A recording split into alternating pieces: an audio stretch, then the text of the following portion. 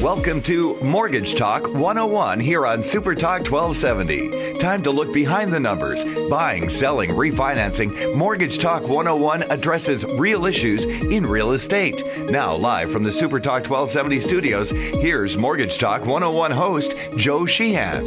Hey, your body built for radio, saddling up the stainless steel microphone in the Mortgage Network with my co-host. I'm here, Dave Flohr, Mr. Housing. Yay. Yay, okay. What's going on today, Joe? Boy, we got, rates are getting better. Rates are on a 7-day tear of getting better. Yeah. Looking good. The Freddie Mac Mortgage Market Survey coming out at the 30-year fixed rate mortgage at 4.2. That's an improvement from 4.23. It's not huge, but actually they're doing better than that. Remember, these averages, the problem is these averages take a long time to catch up with what... They're hanging in there. They're not going up. That's the point. Normally, whenever we report an average, the rate you're going to get offered today, if rates were getting worse, is going to be worse than the average we reported. Exactly. And the rates you're going to get offered from a bank, if rates are getting better, is going to be better than the average rate than we're reporting. And that's what the half point... So you're kind of saying these numbers are meaningless? No, they're directional. They're directional. Okay. They're trend numbers. We'll go with that. Directional. That's a nice word you use there. That's what I do for a living. I find the right words. It's very mortgagey. It is. I am directional. I am super mortgagey. I like that. I like the adjective. 15-year fixed rate mortgage, 3.36%, a half point discount. That's again better from 3.37. Remembering a few weeks ago that they were sitting at 4.10 and 3.24 respectively. So they're not back to as good as they were before they got worse.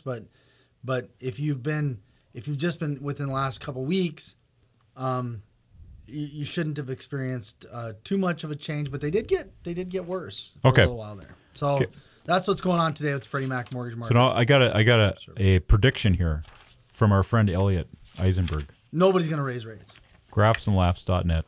Elliot, he's talking about the Fed raising their rates. Okay, so we'll see. We got to remember this. I think I'm going to save this, and then we'll see where Elliot is at, how good his prediction was. Okay, he's saying short-term rates will remain at zero until mid-June of 2015, when the Fed will start raising them. By the end of 2015, expect short-term rates to be between 1.25% and 1.5%. So right now, that Fed short-term rate is at 1/4, right? Right. So he's saying at least a percentage to 1.25% higher. Expect them to rise between 2.5 and 3 by the end of 2016 and be about 3.75 by the end of 2017. So by 2 years from now, basically, 3 years from now, he's saying we're going to be 3.5% higher than where we're at now. Mortgage rates will be roughly about the same amount higher. So that would put them in the 7% range. We'll see how Which would make Bill Bodner wrong. Make Bill Bodner wrong. We'll see who's right. Here's the deal. At the same time, we'll get to the lock advice here shortly, but at the same time that you have an economist like Elliott predicting a rise in interest rates like that, you have a article out from a guy like John Malden saying, "Where's the growth?" Yeah. And John's not an economist; he's an investor, which means you can trust him more than you probably. And Elliott would probably say the same thing. It's what he's thinking. Yeah. So the thing is that you get a guy like John Malden coming out saying, "Where's the growth?" And one of the things about the Fed raising rates is that the Fed needs to raise rates in the face of a growing economy. Mm-hmm. If the Fed raises rates without a growing economy, and this is just how it's been explained to me. This isn't my opinion as an economist. I just play one on the radio.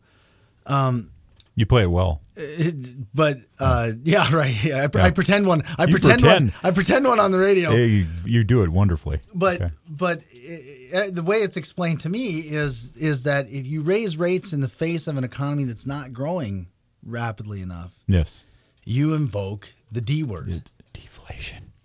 And bad word. And so it's one of these things where although I appreciate what Elliott's trying to do is predict that we're going to have a certain level of growth that's going to require the Fed to respond that respond meaningfully to control inflation. That's what the reason for raising the rates are. And this is tied to he's expecting GDP growth to be 2.8% for the rest of this year, all of next year, and through 2016. So if that doesn't come, then you go back to Malden's thing, and Bill Bodner, rates are not going to rise. Right, and they, you know what I mean. He just in this article by Malden was he gives he has more deflationary concerns. Yeah, well, yeah. And he says the generations of mismanagement have left major economies progressively weaker. And when he's talking about major economies, he's talking about the United States, he's talking about Europe, he's talking about China, the developed places. Yeah. Number one, dysfunctional tax / regulatory / entitlement / trade policies created by short-sighted and corrupt political systems, private sector credit growth encouraged by central bank mismanagement, and government expansion justified in times of crisis by Keynesian theory. Mm-hmm. But rather than recognizing real-world cause and effects, Keynesian ideologues are making dangerous arguments for expanding the role of government, spending in places where government is already a big part of the problem. And so then he starts talking about something called secular stagnation, which we won't get into. That's a long mouthful. But secular stagnation leads to the things that we're talking about in regard to setting up deflation, according to this opinion, and so will rates really rise significantly? Well, this goes. I was reading something too. This is in Forbes magazine. A guy wrote an article about the Fed. Let me find it here, and it kind of goes to government intervention. Let me find it here. This guy talking about the Fed, who is going to create a internal committee. This comes from John Tabby from Forbes magazine. The Fed's going to create a committee to focus on threats to financial stability. And Mr. Tammy is saying that's one of the most ridiculous things he's ever heard, because all they're going to do is they're going to say, okay, we're going to try and predict where there's going to be problems, and then we're going to stop it from happening because this market's overheated. And what he's saying is they have no business doing that, because how are they going to know that market is actually overheated? Is something really wrong with that? And how much criticism will they face with the government and the Fed intervening in the capital markets without, you don't know for sure that there's a problem here. He obviously is a, government stay out of the picture kind of guy. But that kind of goes to where John was talking about, is the government's, being a little bit too involved in all this and are they creating the problem themselves by too much intervention in the markets? Well, and one of the ways that they intervene is regulation. And of course, there are headlines all over the place about how the Senate is committing to regulation relief. Yeah. So we haven't even finished implementing the regulation, and we need relief from it. And that's the truth. Anyway, it's because Frank Dodd is halfway through, right? Implementing the regulations. Yeah, a little more than halfway. We need relief already. But okay, well, back after the break, we've got information on what millennials want out of homes. Parents are helping first-time home buyers. Nice, Mom and Dad. How much are you spending out of your budget on your house payments? All kinds of news on here. Mortgage Talk 101 after the break. Oh, Lenny Kravitz did. Love it. Right now, 66. Get the traffic and weather information you need anytime on Super Talk 1270 and online at supertalk1270.com.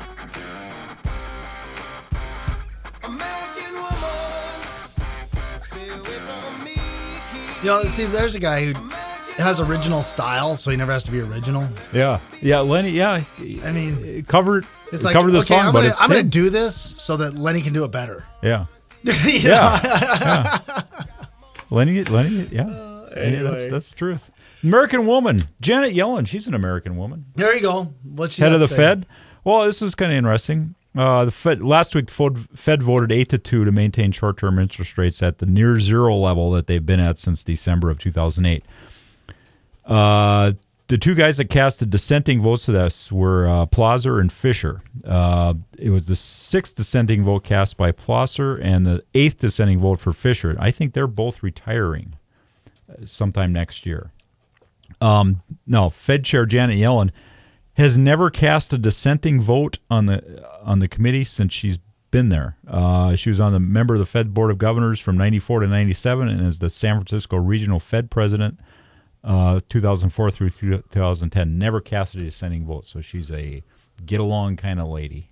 So she's not really the American woman that Lenny and I guess who we're talking about. Not the one Lenny's thinking about. No. So anyway, let's see. What's some other number stuff we got today, Joe? Well, here's one. Okay. A recent Harvard study, according to Rob Chrisman's report, 35% of American households, both homeowners and renters, spend at least 30% of their pre-tax income on housing costs. Oh, 35%? 35% spend 30%. Yeah, okay. and that's a big number. That's a big number because that's before your take-home pay is determined. Yeah. So it's really probably a lot closer to 50% or more of your your take-home pay. Yeah, which is certainly an issue. That 30% number, that's kind of the right on the edge of too much. That's kind of the guideline to go by on your gross income, I think. But, so now you wonder how many are spending, what the percentage of people who are spending more than that is. Yeah. Be interesting. What's the median, right? Mm-hmm. Of that, yeah. How many above? How many below that number? So anyway, So this is. I wonder how much. I know when I see a lot of mortgage applications here in the local area, we see that number pretty. It's that 30% is a pretty average number that we see. Well, and of course the guideline number is 31. Yeah, is the max, and we're normally pressing that every time. If you got questions or you got a comment, 663-1270, give us a call here at the studios. We work through the headlines and the numbers that impact homeowners today. I got a couple more from Elliot here. What's Elliot? Elliot Eisenberg. He says, this is from Monday. In one of the dumbest economic announcements ever, the G20, the G20 group of industrialized and developing nations has agreed to boost global growth by 2 percentage points over the next 5 years, from 3.4 to 5.4. What puzzles Elliot is if these narcissists really think they can do it, why did they wait? They could have tried this trick back in 2009. Yeah, I love that. Maybe they had no idea there was a recession. When you think about it, really, how are these guys going to do this? They said we're going to raise it 2 percentage points. Well, they maybe they have that whole control, but in the old I can't remember how long ago this was, but I don't know if you remember. Back in the day, there were when the televangelists first started. Okay. In the Donahue era, which tells you how old I am. Yeah. And the Jimmy Schwaggerts of the world, even right? before them, they weren't. He had a little savvy, Those guys would lure you in with the old, emotional.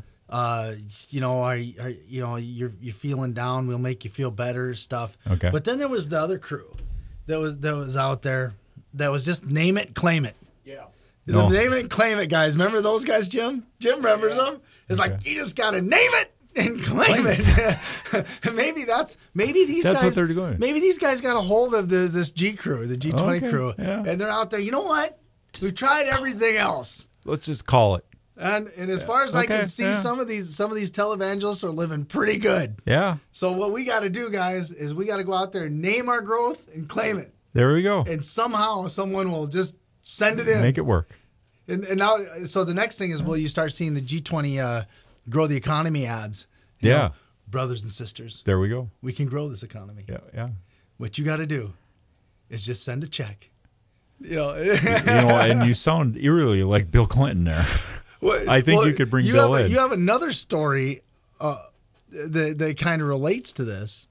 Oh, on the 56,000 to every household? Okay, all right. So here's how we do it. See the G20. The G20 and this guy are talking. That's an idea. So the G20's out there going, brothers and sisters, with just one small contribution on your part, with faith in the world. Yep. We are the world. There we go. Send a check marked G20. Yeah. For how much are they sending? Well, this guy, this is in Yahoo. This guy is saying that actually what probably would have spurred growth more than all the quantitative easing was just give every household in America $56,000. So instead of the Fed Spending money buying mortgage bonds and Billions. Billions. What we could have done is we could have just sent everybody a check for $56,000. Yep. And that would have been enough growth. And he went on to say you could have targeted this at, the lower income households. I mean, obviously Warren Buffett and Bill Gates don't need $56,000 in their household.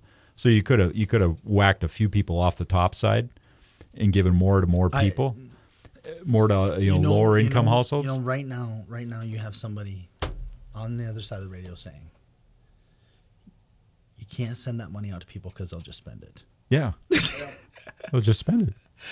That's what the Fed was doing, right? Is just spending it. Right. That's what the irony. That's my point. Yeah. The irony is that that's exactly what the government was doing anyway. And frankly, since it's you can argue whether the Fed is the taxpayers' money or not, but they were just spending it. So is it better to have the Fed basically print money and put it in bankers' hands, or is it better to have the citizens of the country have that money and then spend it buying products from producers? It's almost worse than that. And that's when we were talking about the Fed, when we were talking about the John Malden article that was saying that government spending money in places it doesn't belong. Well, see, that's a part of the problem is it's the transfer cost. Yeah. Because you had $2.5 trillion in stimulus. Yep. You have QE1, QE2, QE Unlimited, which is really QE3. Yeah. And QE3 is the 56,000. Yeah. That's not even counting QE2, and QE1, 2.5 trillion in stimulus. Yeah. If you added them all up, what do you think you could have wrote an American taxpayer? Oh, let's be conservative and say 80,000. Oh, 80, yeah. Let's say 100,000. Yeah, because the first QE was big. Let's say 100,000. 100 grand. Yeah. Now, there's a reason why this doesn't. Well, I think the reason why this wouldn't work, because I've heard this speculated before. Okay. I've heard it speculated that you could give Americans even more money than that, like close to $1 million. Yeah. If you added all this up. Yeah. But the reason why you sit there and think about would it work? I mean, folks, would you want if someone could just give you a check for $1,000 versus run it through policy? Would you, or 100,000? Would you want the 100,000? Your first answer would be say, yeah, give me that money. Give me the cash. Yep. Because what happens is that $100,000, where that cost goes is, well, it has to go under your bureaucracy, that then has to contract a private firm to track it, that then has to hire more government workers to manage and monitor it. Yeah. And then because you're spending government money, I would bet as much as 20% just goes into tracking that you spent the government money correctly. Yeah, where did they spend it? You'd have to tell where you spent it. Yeah. So then at the end of it, 20% actually winds up so out of that 100,000, hitting the cause. Out of that 100,000, I got 20. Right. Yeah. So there is an argument to say instead of transferring this money through the government, where we give the government $100,000 to, I don't know, whatever it is, Save Energy project. Yeah. Well, when we give the government $100,000 to save energy, by the time they have to do all this monitoring, tracking, spending, they wind up with $20,000 left to actually spend on saving energy. Yeah. And so the answer is, well, give $100,000 to Dave, and he'll just spend $100,000 on buying something that spends less energy. Yeah. And probably could save more energy right then and there. Maybe, yeah. Or he could use $100,000 to stimulate the economy with whatever he wants. Yeah. There's the problem. The problem is, I think, is if you didn't come out with like a legislative freeze on prices. Okay. Everybody gets a $56,000 check today. What do you think an F-150 costs tomorrow? Yeah, another because there's going to be a shortage. 10 grand. Yeah. Yeah, at least. Yeah. I wouldn't be surprised to see 100% inflation if people got that much money in a short term. Yeah. And so the problem is you'd have this boom. Yeah. Everybody'd run out. Now you got to spend this money fast. Why? You got to spend it before prices go up too much. You got to, because if you don't get it today, there's only going to be one F-150 left on the lot. Excellent point. And that's going to be twice as much by tomorrow. And how long is it going to be twice as much? Well, it's going to be twice as much for a couple weeks until everybody's $56,000 runs out. So it should be doled out in I don't in know. spurts. I love the idea of giving the money directly to the taxpayer. Like, because, okay, you're going to get $56,000. We'll give it to you over a 10 grand over a 5-year period. Yeah, something. Yeah. I mean, but because obviously I don't see. We spent a couple $1 trillion around. It's a lot of money, and I just don't see where. What are our results from all that? I'm not sure. Yeah, I don't see it. Yeah. So it's an interesting and we question. spent that on credit. It's an interesting question. So back after the break, 663-1270 if you want to call in, you have an opinion on. We got a whole subject. lot of love. We do right now. We have a whole lot of love for money, whether the government's spending it or you're spending it. Yeah, more to talk about after the break. Honey, you need love. I'm gonna give you my love. Right now, 66. Get the app called Radio Pup for your iPhone and take us everywhere you go. Bismarck and Mandan's own Super Talk 1270.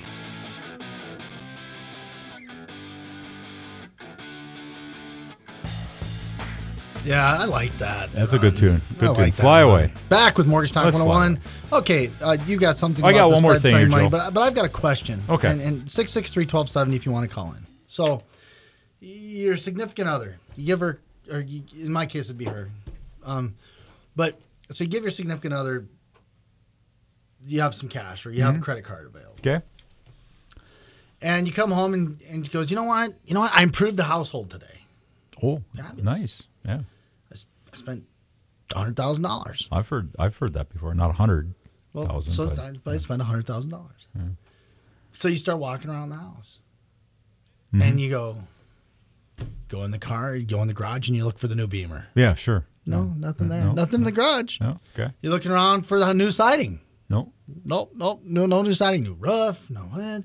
Did you buy some jewelry? Is there like no new appliances? No. But doesn't it smell better in here? Well, yes. I had the place fumigated and enhanced with relaxing Scentsy. scent oils Scentsy, or something like that. that's the big thing is it Scentsy. should last for at least a year. Okay. All right. And at this point, how do you feel about the $100,000? Well, I personally would not be real happy about it. Yeah, and I don't know. I think this is the problem. And I don't tell me if I'm wrong. Again, 663-1270. If you got an opinion, when we're talking about the spending and the stimulus and the QE and the you're walking around the house Mm-hmm. and you're looking for so we got a new. Wow. Well, I don't know. Like you We said, redid it some smells highways. Good. It smelled good. We redid some highways, right? And we got some good road work out of it, and interest rates. We got low interest rates. We got low interest rates. But but as we've already mentioned, we have an article here that talks about how home purchasing still disappointingly low because I don't have a job. Yeah, I can't really buy a house. I don't have a job. And so that's really not going well. And then plus millennials I'm glad mom and dad's house smells nice though. Yeah, but millennials aren't jumping into home ownership whether they can afford it or not. Yeah. So there's this whole thing. You're sitting here going, okay, so you walk around the country and you go, we've spent trillions of dollars, and I'm looking for the big shiny new Beamer. Yeah, and there's nothing there, but. We had some low interest. I don't know. I kind of get where the frustration comes from. Yeah. Well, let's talk about the household thing. The rate of Americans starting their own households is slow. This is from the Wall Street Journal. Let's talk about it. I mean, it's quite the analogy, Joe. That really, we've spent all this money through all this quantitative easing and the TARP since and 2009 stimulus funding. Trillions of dollars, and does anybody really see that effect of that? Low interest rates is probably the most obvious thing that people can see. And all we could say about that is that the house could have stunk worse if we wouldn't have done it. Yeah. Yeah. You can't even say that made the house smell good. Well, and all you can do is, based on the numbers you're going to give here, all you can do is say, well, it would have stunk worse. Yeah. If we hadn't done it. I don't know. It's interesting. Now, you and I are in the business of mortgages and getting people the ability to buy a house that they want in the neighborhoods they want, et cetera. Okay. And this is an article from the Wall Street Journal, and it's titled "Rate of Americans Starting Own Households Disturbingly Slow." So we've gone through all this stimulus money in whatever form it's taken. And the people now that should be buying homes and, starting a career and thinking about starting a family, getting married, starting a family, buying a house, right? Mm-hmm. Okay. Is the market of the millennials, which is the 18 to 34-year-olds. 25 to 34-year-olds. 25 to 30, which would be the one we're talking about here for as far as starting a family, buying a house, etc. Last week, an annual Census Bureau survey showed that the U.S. added just 476,000 households in the year ended in March, compared with an average of 1.3 million in each of the prior 2 years. Now, why this is a big deal is you have a lot of people then that are not, they're single folks, they are not getting married, they're not forming a household, or they're not living together, that sort of thing. Mm-hmm. They're living with mom and dad. They're not even living together anymore? They're not even living together anymore. They're living with mom and dad. They're not even living in sin anymore? Yeah. Okay. So they're not forming these households because issues, student debt, we've talked about that before.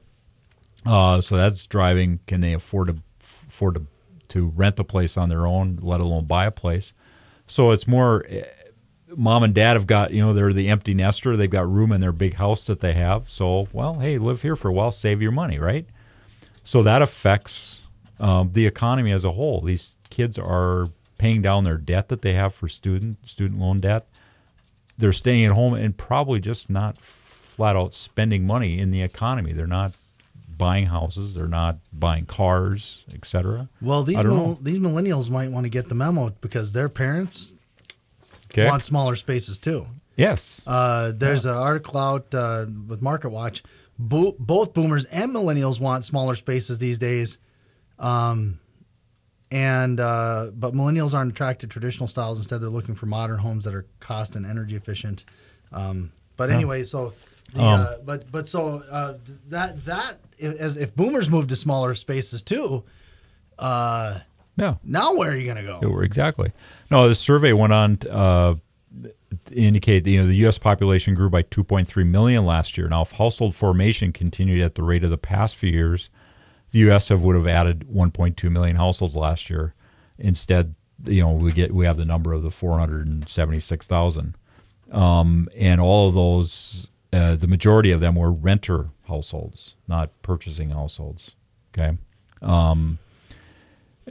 although they did find that the share of young adults living with their parents did tick down last year, which is good news. The bad news, they didn't form their own households. So they perhaps moved in with other relatives or friends, is what they did. So when they're talking about households, they're talking about somebody, getting married or actually family, a couple, like a new family, right? Yeah. So it's we have this whole thing with the policymakers saying, well, we need to make sure people can afford homes, and we got to tell them banks to loosen up credit standards and all this stuff. But, is this the chicken and the egg thing where these younger people don't have jobs that are adequate enough to afford to buy a place, et cetera? Mm-hmm. So you really need, as we've always said, you need a job versus. Or is it that priorities have just changed so much? That's the other question. Have priorities of this age group changed? Yep. For example, with millennials, out of this article from Market Watch, part of the reason they're thinking small, they don't want to pay for heating and cooling rooms that they don't use. Yeah. Whole different mindset now, than what we've been used to. They also care whether a home is built sustainably. And while past generations may have wanted a dining room to pack the whole family into for Thanksgiving dinners, this generation may figure that a multi-purpose space is better. Mm-hmm. Considering that large holiday gatherings aren't everyday affairs.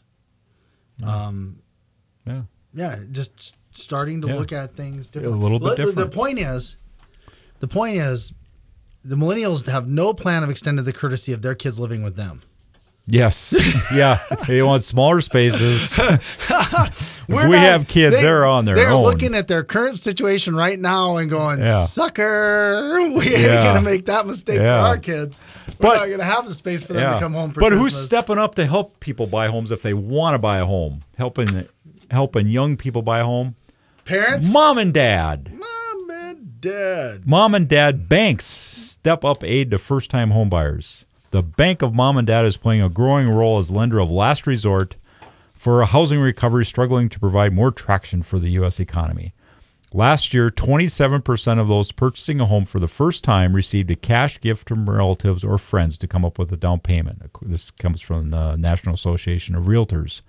That is up from 24% the previous year. So what do you see? People coming in. Are there a lot of gifts from relatives? I see some parents apparently motivated to get their kids out of the house. See, these kids, I think we really need to give these young millennials some credit here. They are learning how to work. Because, I could live here forever. This just makes no sense for me to go out and rent and spend all that money. I should just, Mom, Dad, I should live with you and save up my money. I can pay down a student loan debt, and then I can save enough, to put a down payment on the house. And instantly, his dad's saying, "I don't have to retire early. We can give him the money." And they just, they try that for a little while, I would suspect, and say, Junior, let's think about this. How about if we gave you a gift of a few thousand here to go buy a house? Would you be interested in that? Oh, gee, well, that's kind of ahead of plan, but yeah, that sounds okay. These kids are smart, I think, Joe. Up 61% year over year, living with mom and dad. Yeah. Up 61%. Isn't that amazing? These guys are smart. More than 1/3 of millennials used a mobile device in July to look at real estate. So the funny thing about it is it's not that the dream's dead with them. Yeah. They're looking at 31% are looking at yeah. They're looking at real estate. They're looking at homes. They're thinking what if, and they're just trying to figure out how long is it going to take mom and dad just to give me the money. Yeah, seems like that might be the case. It's a motivational. That's what I'm saying. It's a priority issue. Yeah, it's I'd like a house. I'd like a house, but they're turning things around on us here. I think. I don't need a house. Yeah. What I need. Interesting. What do you need? Is an iPhone 6. That's what I'm saying. So they're going, house would be nice, but I need an iPhone 6. Well, they're cool. They're bendable and everything now. Oh, man.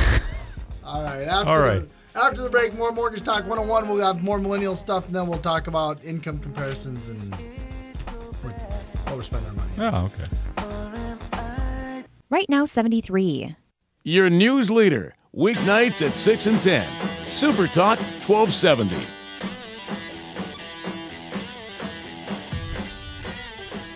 Yep, the millennial message. We're all headbanging in here. Are you going to go my way? Mom and Dad? I need a gift. Go my way? Are you going to go my way? Yeah. But, one of the things, too, that is challenging millennials, to be fair, something you and I talk about all the time, and in this article from Bloomberg, student loans. Yeah. 54% of first-time homebuyers in 2013 said their purchases were delayed. Yeah, because of that. Because they've got it. They got a chunk. They got a chunk of change. They got a chunk of change there. Yeah. And student loans to pay back. Okay. I got one for you. Just a fun number. And then I think we're going to talk about how income compares to spending, which kind of ties back to that. But I just wanted to get this, and I thought, more money that could come into our pockets as United States citizens, where they would literally take money out of our pocket, but then they could turn around and put it back in our pocket. Yes. This, again, our friend Elliot had this on last Friday. It cost the U.S. Mint 1.76 cents to produce a penny. Costs them 9.4 cents to mint a nickel. Let's see here. Okay. As the mint makes about 5 billion pennies a year and 1 billion nickels a year, those overages sum up to a loss of 110 million a year.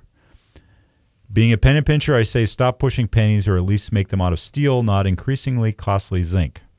That way we wouldn't be taking wooden nickels.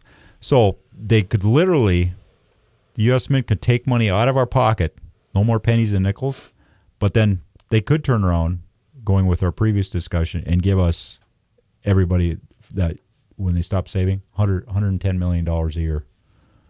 Whatever that would add up to for every household. Per person, it'd probably be a 9.4 cent nickel. Yeah. Well, I'd take 9 cents. No. I'm saying you'd get. Okay, well, they'd give us all the old nickels. Yeah, the 9.4 they'd give us all the nickels. Yeah, say, well, you just keep it. Yeah, they'd give us all the nickels they have. But another example, we could get more money back in our pocket if they just take it out of our pocket. So Before we move off the millennials and we move into the article about how income's spent, Okay. just one more thing about millennials. okay. One of the things is that they are, as renters, are concentrating in neighborhoods like, and I don't know if you've ever been to the area, DuPont Circle in in Washington, D.C., in Georgetown, Yep. Washington, D.C., the Loop on Lake Michigan. In other words, they like downtown areas with lots of amenities. And this is what it says. And this amenity-rich living is likely something they're going to want when what? No, Buying a home. Buying a home, same thing. Yeah, I want to Yep. be close to downtown. Yeah. So neighborhood affordability is a huge factor, but so it makes me wonder is you see once upon a time in even places like Bismarck and some of these small towns, we kind of had some high-rise living at one time down in the downtown areas. Yes. Yeah. Smaller places, 1 or 2 bedrooms, yeah. flats, And and things now like that. are parking lots. And they've all gone away. They don't exist. I wonder if if the millennials are going to be the group of people that bring this back, because to them, one of the most important things about where their home's at is, do they have cell phone coverage? Yeah. Serious, I'm not joking. That's I in would the know. article. Yeah. Yeah. That's in that the would be article. important, wouldn't it? Yep. So, Well, it's interesting. I'd be curious to know in Bismarck here, even the downtown's doing very well. It's it's a fun place to go to for an evening out. There's lots of stuff going on, with music and everything. I wonder if the apartments in the downtown area within a X block radius are all full. I mean, it might be homes that are being rented out, et cetera. I bet you they're all full. especially we also have the medical community down there. Right. I Yeah. think that's driving a lot of. Yeah, but boy, I mean, look how many homes have been knocked down for parking lots in this town. Oh yeah, and especially buildings that had higher, 4, 5, 6 floors Right. at one point. We Right. used to build things like that, and people Yeah. lived in them, and they're gone. Those Yeah. things are. Yeah. Now it's Might come 2 back. stories. 2 stories is it? So, might come back. Opportunity for developers out there. Yeah, Definitely. those millennials. Okay. So anyway, let's talk about how income compares to spending from 1993 to 2013. This again is from the Wall Street Journal. There was a survey done. Actually, it comes from data from the Bureau of Labor Statistics. People in the age group head of households under 25 made an average $26,559 after taxes in 2013. Meanwhile, their total spending hit $30,373, largely due to education costs. Yeah. Okay, so that's a bad mark there. I mean, you're basically about $4,000 over what you're making, you're spending. That doesn't work out too well very often for very long. So it goes back to what you were just talking about, the student loan debt, causing people to delay their purchase of a home and creating households. It all ties in together here. But these numbers are kind of interesting. If you're in the 35 to 44 group, your housing total expenditures, income after taxes, you were in a good shape. Your income was higher. Same with the group 65 and over. Housing income after taxes, the percentage increase, again, you're doing better than the 25 and under. Healthcare, the healthcare percentage spent on healthcare for 25 and under, a huge increase over spending. And then education was interesting. Also, 25 and under, obviously spending more money on education on their compared to income after taxes. Now, what was kind of interesting, people over 65 years old, you would think, well, their spending probably is going down, right, Joe? Right. People are retired. What do they need? They're not spending on stuff They as much. they get the right? early bird special, the senior discount. Yeah, they're not buying clothes for work and all that stuff. They're just lounging around in their shorts and their sweatpants and all that, right? People over 65 saw a large increase in the portion of their expenditure spent on entertainment, alcohol, and education. I especially like the part about alcohol. We're gonna, when we get 65 and over, we can spend more money on beer than we do now, and wine. Education? And education. That's interesting, isn't it? That's startling. Yeah, and it's a large increase. Percentage change from 1993 to 2013. It's almost 200% higher on education. So, people are going back and getting degrees or just the, it's 65 and over. I mean, Jim's waving his hand over there he's getting a degree and stuff here, but you're not 65 and over. You're much younger than that. Yeah. So they must be going back, just taking some classes to further educate themselves. It's interesting. You would have never. Now alcohol, I still wouldn't have imagined alcohol either. Yeah. I wonder what kind of It's alcohol. interesting. Entertainment, I could see entertainment. You're spending more on entertainment now than you were. More idle time. Yeah, when you're 65 and over. Yeah. But it's stark contrast Smoking. from smoking. Did you see that one? Tobacco. Smoking products. So that means the healthcare costs, but they're not spending as much on healthcare as the percentage increase is the lowest. So they're smoking, or chewing tobacco, but they're not spending as much on healthcare. I don't know if that's a good thing or not. I don't know. No idea. I have no idea. Okay. All right. What's Okay. our last thing? Well, I got a couple other things here. Our last thing for the this show comes today. from the National Association of Realtors. If you bought a home in Bismarck in the last 10 years, you have seen, obviously, equity build in your home. You have. You are a richer person today than you were when you bought are. your house. 9 years ago, and this one interests me because I've been living in the house I'm in now for be 11 years.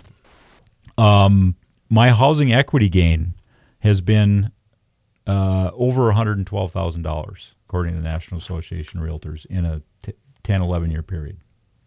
So I'm fairly happy about that. Actually, if you purchase your home in the Bismarck area, if you purchased it in 2005, when there was the national price peak everywhere, in Bismarck, your home equity has probably gone up $128,000. And the U.S., it's gone up $5,000 since then, if you would have bought your home in 2005 at the peak of pricing. Now, in Bismarck, obviously, the prices were not at their peak in 2005. Right. They might have been close to bottom. Right. Really. I think I was still doing $70,000 loans back then. Yeah. In 2005. Yeah. I think I personally did almost 150 loans for barely $10 million in volume. Yeah. Back in 2003, 2004. Early 2000s. Yeah. No, that's crazy to think. There are no homes under $100,000. Right. That same year now would be about a $40 million year. Yeah. Let's see what else we got. Did you know the mortgage process is almost designed to scare people away? Oh, did you read that? I do. I have that article. That was National Mortgage News. This is a guy from Builder down in Texas, and he built about 20% of the homes he builds are for under 200,000. And the first-time home buyers not really come back yet. The barriers to getting a mortgage are high. The process of getting a mortgage has become very invasive, and it's almost designed to scare people away, he says. And then we have the article from Rob Chrisman about how big a loan file is today.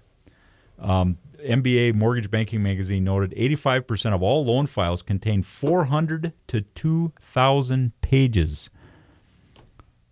Do you believe that? How many? What do you think is in an average loan file for you? 400 to 2,000. 400 wouldn't surprise me. 400 is that wouldn't surprise me. Yeah. They said the higher numbers are self-employed borrowers. Where you've got a lot more verification to do. I'm gonna have to go check our imaging system and see how many pages we have in one. I think about ours. 400 doesn't surprise me at all. Yeah. And we probably don't have as much as you do because we don't need as much. Well, that's why I got to be the body built for radio. Yeah, you get haul those things around all no day. kidding. Well, all right, Mortgage Talk 101. We're wrapping up here. We will see you next week here, where in Mortgageville it's always. And through the magic of radio, we will see you. Yes, through the magic of radio, we'll see you here on the radio next week. All right.